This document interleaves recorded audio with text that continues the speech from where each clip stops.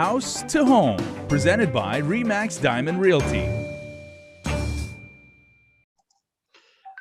Hafa day, everybody, and welcome back to House to Home. As always, I'm Jason Salas, and pleased, proud, and privileged to be joined by my two dear friends, Liz Duenas and Gina Campos of RE/MAX Diamond Realty.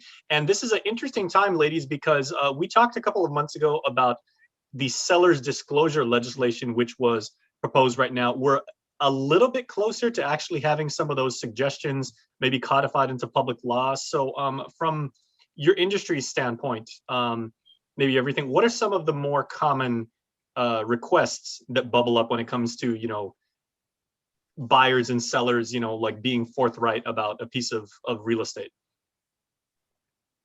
Well, there's a form that we're kind of working on right now that was introduced as part of a bill that was introduced in the legislature about a requirement for sellers to disclose. And it's a seller's disclosure form. So Gina and I kind of just want to give sellers heads up that once this bill passes, it's going to require sellers to disclose different aspects and conditions of their property. For example, did you do any renovation work? Was there a crack in the ceiling? I mean, just basic stuff. Gina and I were just talking about this earlier in our meeting, that R1 zones are single family development projects. The zoning says single family, but in some cases people put in a room in the back, or they enclose the garage area and then rented it out to a family member or to another tenant. They just rented the property, but it's considered non-conforming. So those type things, have to be disclosed in a seller's disclosure. So there's actually a list of items in the seller's disclosure that, did you know this?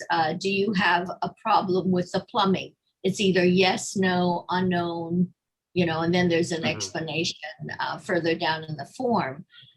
But again, it's going to be required once the bill passes. There's still some stuff they're working out for clarification purposes, and then it feeds onto the disclosure form in terms of different items that the seller has to complete and sign to certify that this is the current condition of the property. And Liz, you sound like you're very optimistic the way you phrase that it will pass. Are you confident that it will be made into public law? Everywhere in the states, pretty much across the nation, they do have some law that reflects sellers have to disclose. And then there's, we've been working, I remembered working on this 20 years ago, working on the seller's disclosure form. And we started to use it, then it stopped because at the time they said we do not have a law to substantiate the seller's disclosure. So then we stopped for a while. And then luckily Chris Murphy started working on this and introduced it. And he's actually part of the Real Estate Commission.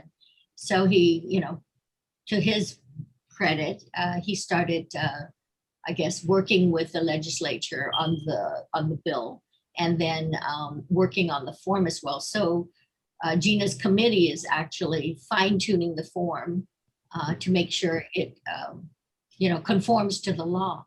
Well, Gina, over to you now, because one thing I would say maybe Guamanians across our community have become very familiar with over the last year because of the pandemic is the whole idea of, like the HIPAA law, right? And what you can disclose in terms of healthcare.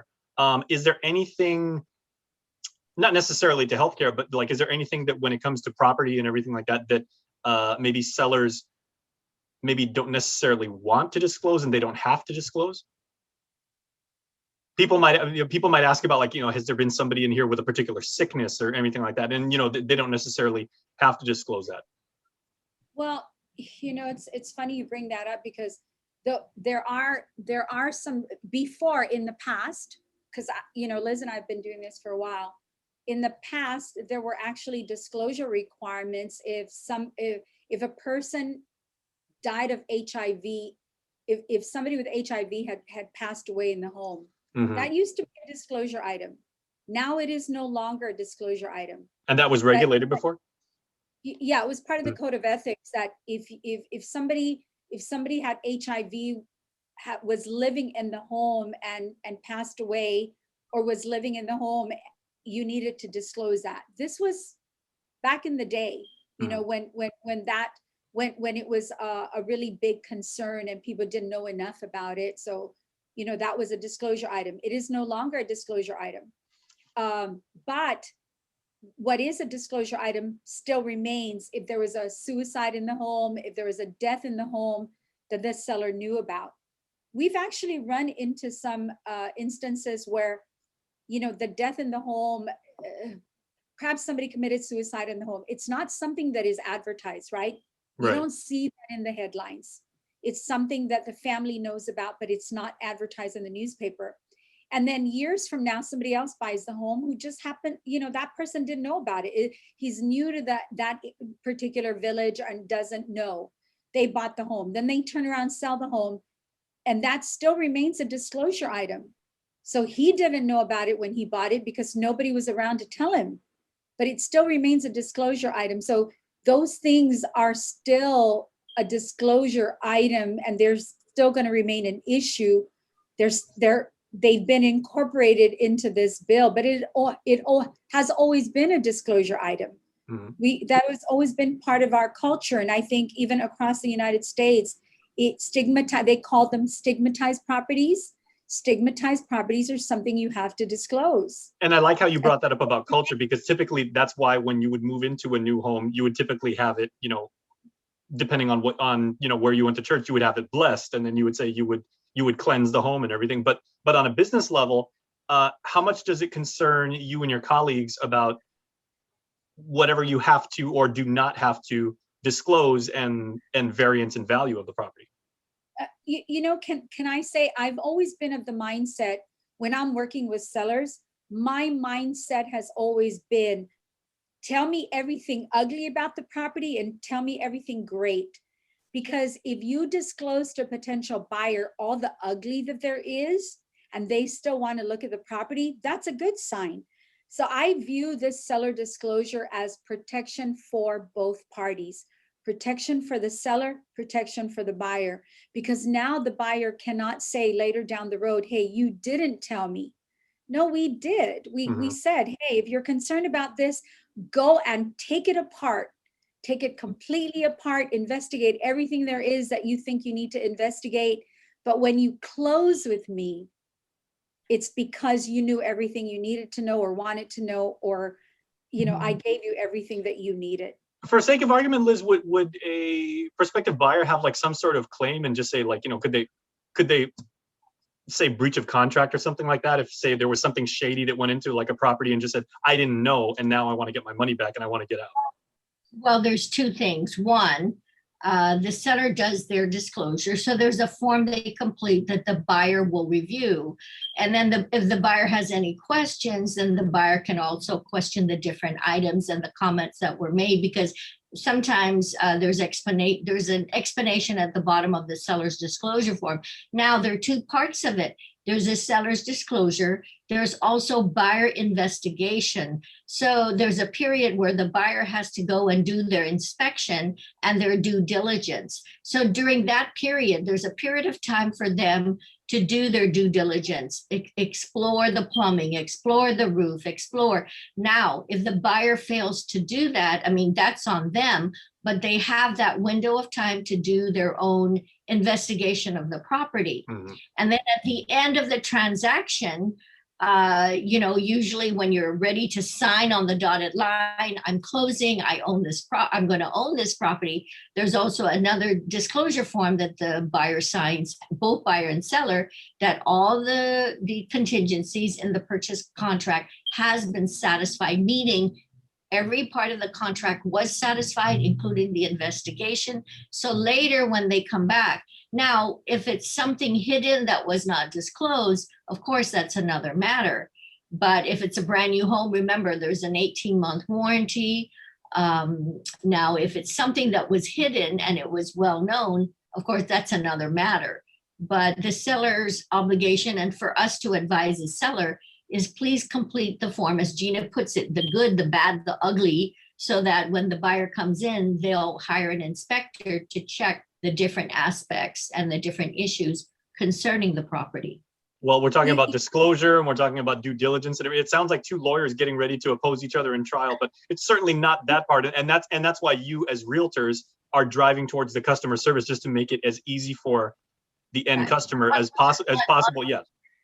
On both sides, we want to make sure both Right. sides of the fences are happy that when they leave, they got exactly what they asked for. Okay, Gina, final word. And Jace, can I say sometimes sometimes they're not aware that an item is an issue. And sometimes buyers aren't aware that an item is an issue. Liz and I are working at a transaction where, and it's just land. And this particular transaction, when I initially had the buyer do their inspection, they said, we're good to go. And I came back to them and said, well, how do you feel about this particular item? And they said, well, it's fine. I said, well, how do you feel about it when you get your financing and the lender says this is not acceptable to the lender? And the buyers did not realize that a lender could say, no, we're not going to accept this. And I said, yeah, in a lot of cases, your lender will say, no, this is not acceptable because of ABC. And so I just want to stress that, yes, our buyers and sellers are out there. Now, by the way, we don't practice law. So although it may sound like disclosure and all this, we're only trying to give information to the public. But You are both women of many talents, so let's not cover that up. But what I want to point out is, if you're working with a good, reputable realtor, it is also their responsibility to point out to you what you should be checking, what you should be aware of, because a lot of our consumers aren't aware that these items will become an issue, may not be an issue to them at this moment, but depending on what their future plans are, it could be an issue then.